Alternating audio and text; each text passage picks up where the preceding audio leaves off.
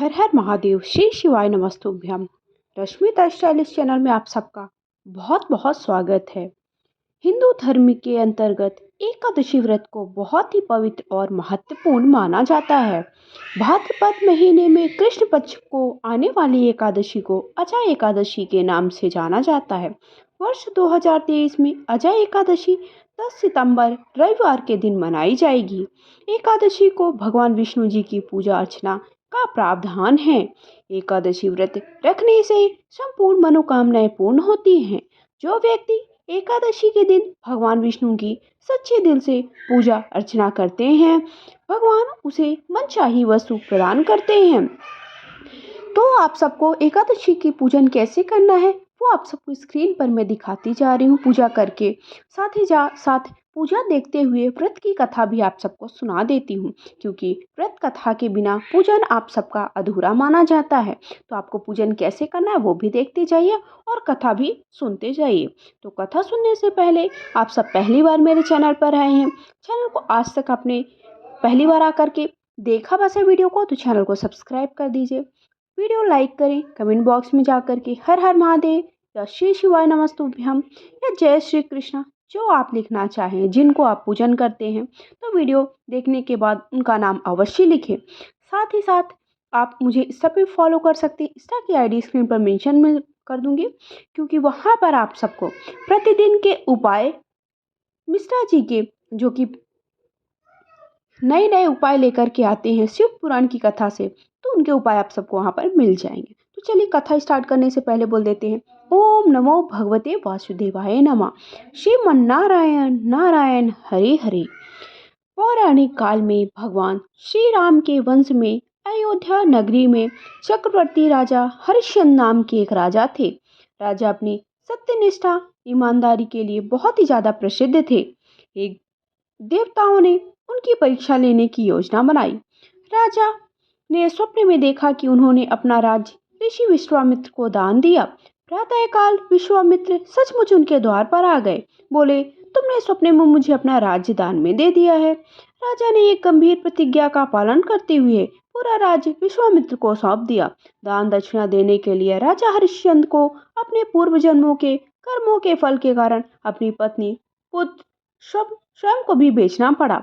हरिश्चंद्र को एक डोम ने खरीद लिया, जो शमशान घाटों में लोगों के दाह संस्कार का काम करता। वह स्वयं एक चंडाल का दास बन गए। उन्होंने उस चंडाल से कफन छीनने का काम किया, लेकिन इस आपत्तिजनक कार्य में भी उन्होंने सत्य को नहीं छोड़ा। जब इसी तरह कई वर्ष बीत गए, उसे अपने घृणित कृत्य पर बहुत दुख हुआ। वह इससे छुटकारा पाने का प्रयास ढूंढने लगे। वे हमेशा इसी चिंता में रहते कि मैं क्या करूं, मुझे इस नीच कर्म से मुक्ति मिल सके।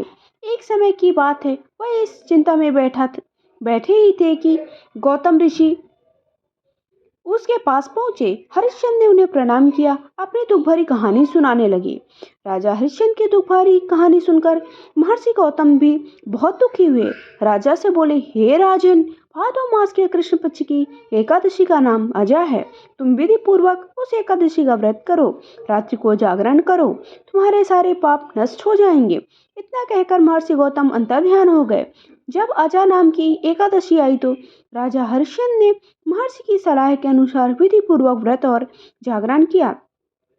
इस व्रत के प्रभाव से राजा के सभी पाप नष्ट हो गए। उस समय स्वर्ग में नगाड़े बजने लगे, पुष्पों की वर्षा होने लगी।